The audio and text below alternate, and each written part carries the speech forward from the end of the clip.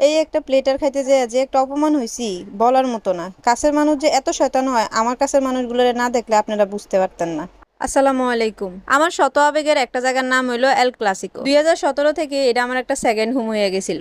এক সময় কুমিল্লার মোস্ট হাইপের একটা রেস্টুরেন্ট ছিল এল ক্লাসিকো। কান্দির পাড়া এলে এখান থেকে একটা কফি হইলেও খাইয়া যেতাম। পুরোনো স্মৃতিগুলোরে মনে করে আবার গেছিলাম ক্লাসিকোতে। সেদিকে যাইয়া তো আমার আবেগের কথাগুলি মনে পড়ে গেছে। আমি একটু রোমান্টিক হয়ে গেছিলাম। আমি লাভ সাইন দেখাতে শুরু করলাম। আমার জামাই কি করলো, ঠাস করে মামপট হাতে ধরে দিয়া কয়, এখন এক বাচ্চার মা এডি বাধ্য।